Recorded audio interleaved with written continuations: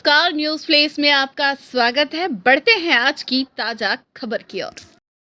मेवाड़ के प्रसिद्ध कृष्णधाम श्री सावलिया जी मंदिर मंडल की दुकानों के आवंटन में बंदरबाट का खुलासा हुआ। इसे देखते हुए सीईओ ने आवंटन निरस्त करते हुए संपदा प्रभारी को हटा दिया। वहीं लेखाधिकारी के नेतृत्व में जांच कमेटी गठित कर 5 दिन में रिपोर्ट देने को कहा गया। बड़ी बात यह रही कि बिना प्रशासनिक अधिकारी की सहमति अपने स्तर पर ही आवंटन के बाद दुकानों की चाबियां सौंपने से भी नहीं चुके।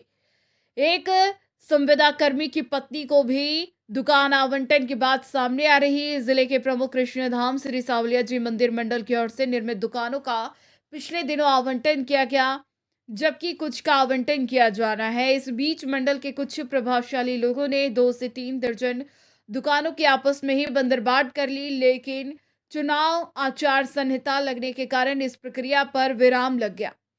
इस बीच मुख्य निष्पादन अधिकारी अतिरिक्त जिला कलेक्टर अभिषेक गोयल के स्थानांतरण आदेश के बाद इन लोगों ने बोर्ड के सदस्यों से मिलीभगत कर दुकानों का आवंटन कर दिया। रोचक बात यह है कि आवंटन पत्र पर किसी अधिकारी के हस्ताक्षर तक नहीं थे। जो थे हकदार उन्हें किया दरकिनार। जानकारी सामने आई कि यह दुकानें वाजिब हकदारों को मिलनी चाहिए थी, क्योंकि कई विस्थापित अभी दुकानों के इंतजार में हैं जिन्हें आवंटन नहीं हुआ है। वहीं रिंग रोड में जिन लोगों की कृषि भूमि कई, उनमें से भी कई लोग दुकानों से वंचित रह गए। दुकानों के वास्तविक हकदारों को दरकिनार करते हुए बोर्ड के पदाधिकारियों और कार्मिकों के रिश्तेदार को आवंटन कर दिया गया। इस संबंध में कुछ लोगों द्वारा मुख्य कार्यपालन अधिकारी को शिकायत के बाद पूरी करतूत सामने आई। प्रारंभिक तौर पर इसकी पुष्टि के बाद मंदिर मंडल के मुख्य कार्यपालक अधिकारी अभिषेक गोयल ने आज एक आदेश जारी कर सहायक लेखाधिकारी भवानी शंकर तिवारी, प्रशासनिक अधिकारी नंदकिशोर टेलर और विशिष्ट लिपिक मनोहर लाल शर्मा को शामिल करते हुए एक जांच कमेटी का गठन किया, जो संपूर्ण प्रकरण की जांच कर 5 दिन में रिपोर्ट प्रस्तुत करेंगे। इस आदेश में कहा गया कि पिछले 8 से 10 दिनों में बिना अधिकारियों की स्वीकृति के मंदिर मंडल की परिसंपत्तियों की चाबियां अनाधिकृत कार्मिकों द्वारा कुछ लोगों को थमा दी गई, जबकि यह काम अनियमितता के दायरे में आता है और यह कार्मिक इसके लिए अधिकृत नहीं है। दुकानों का आवंटन शून्य घोषित करते हुए संबंधित व्यक्तियों से दुकानों की चाबियां कब्जे में लेने को कहा गया। ये कहना है कि पारदर्शिता रख करके काम करना चाहिए और इन लोगों ने कोई पारदर्शिता नहीं रखी। बंदरबाट कर रहे हैं, अपने आदमी अपने चाहतों को दुकानें देना, अपने चाहतों को नौकरी देना, जबकि विस्थापित परिवारों को न तो नौकरी दी जाती है ना दुकानें दी जाती है। और विधवाओं के कौन है? आज विधवाओं को बिल्कुल ही इन्होंने ये दरकिनार कर दिया कि न तो नौकरी है न दुकान है, तो आज उनके कौन है कमाने वाला? इन्होंने कोई पारदर्शिता नहीं रखी है, बंदरबाट की है, अपने सब चमचे और चापलूसों को भर्ती कर रखी है और अपने परिवार को फ़ायदा पहुंचाने के लिए ये प्रयास कर रहे हैं कि लोग।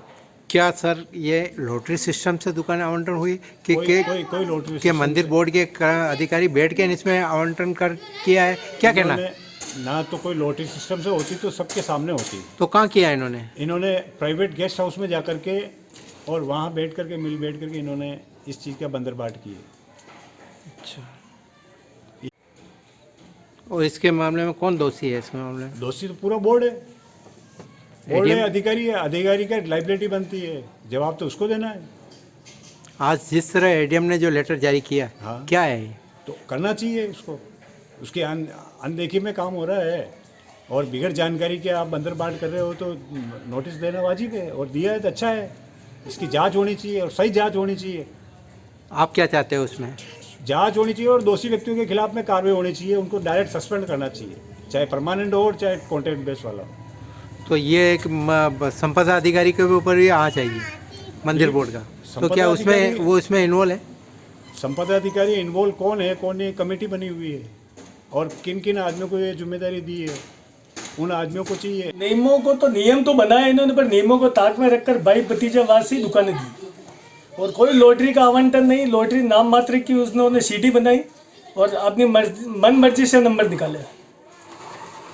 क्या माना जाए कि एक दुकान जिस परिवार की ज़मीन गई है उस ज़मीन का उनको मुआवजा भी मिला और प्लॉट भी मिला है, और जिसकी दुकान गई है उनको प्लॉट भी मिला है, पैसा भी मिला, मुआवजा भी मिला। फिर क्या मंदिर की बोर्ड की तरफ से दुकानें आवंटन की गई है जिनकी ज़मीनें गई, क्या दुकान उनको 11 महीने का एग्रीमेंट पे दी गई है। 11,000 रुपये मंदिर बोर्ड में जमा होता है, परंतु वो दुकानें 1,90,000, 2,00,000, 2,80,000 रुपये में दूसरे को सेल आउट कर रहे हैं। क्या कहना है इस मामले में? ये बिल्कुल सत्य है। 2 लाख, 2.5 लाख, 3 लाख, 4 लाख, 5 लाख, कोई सीमा नहीं।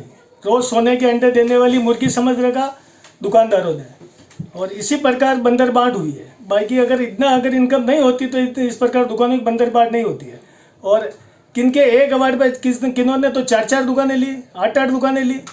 बाकी बहुत सारे ऐसे हैं जो 4-4 भाई होते हुए भी उनको एक दुकान ही मिली।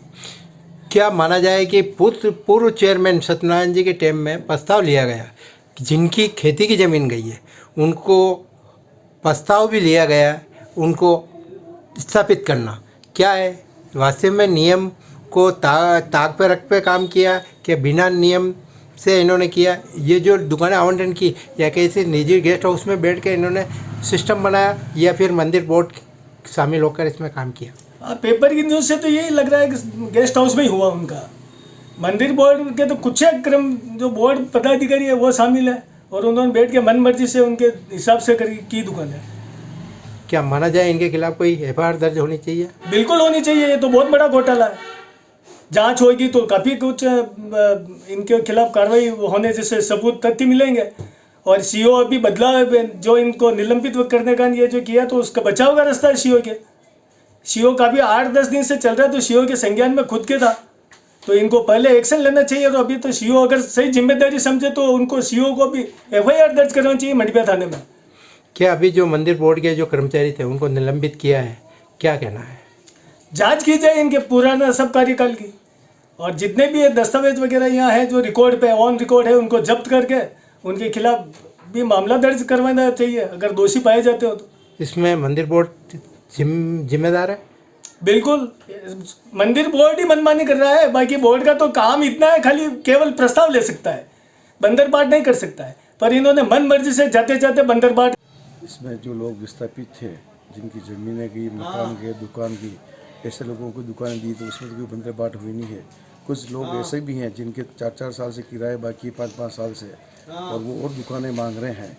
वही लोग विरोध कर रहे हैं जिनका किराया बाकी।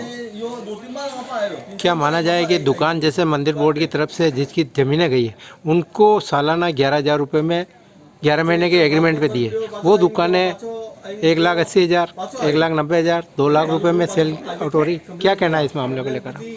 हमारी जानकारी में ऐसा कुछ नहीं है। अच्छा, कि जो दे रहे हैं ले रहे हैं। अब किसने दुकान किराए ली है, कोई नहीं लगा रहा हो, वो बात लग रही, पर हमारी जानकारी में नहीं।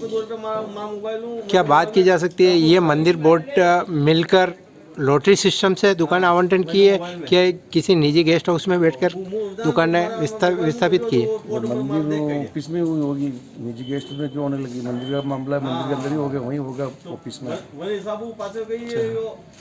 क्या ये बोर्ड ने जो निर्णय लिया वो सही लिया, गलत लिया है? बोर्ड ने जो निर्णय लिया सही लिया। जिन लोगों को पहले अतिक्रमण कर रखा था उनको हटाया था, तो उनको वापस आश्वासन दिया बोर्ड ने, हम आपको वापस बिठाएंगे। ऐसे लोगों को वहाँ बिठाया भी दुकानें की है। क्या एक परिवार को जिसकी ज़मीन गई है उनको 4-4 दुकान आवंटन हुई, क्या है सही है गलत है? उनको जितने अवार्ड होंगे उस हिसाब से दुकान देंगे। क्या नियम से दुकानें मंदिर बोर्ड ने जो 11 महीने का एग्रीमेंट दिया, क्या दूसरों को देने के लिए ऐसा कोई नियम है? बोर्ड ने प्रस्ताव ले रखा? दूसरों को देने के लिए तो जो दुकानदार है, व्यापारी, उनको तो देना ही पड़ेगा। नहीं, कमा खाने के लिए जिस व्यक्ति की ज़मीन गई है उसको दुकान आवंटन हुई है, क्या वो दूसरे को कमा खाने के लिए ज़्यादा पैसे में किराया दे सकता है? ऐसा नियम है क्या आपके? ऐसा बोर्ड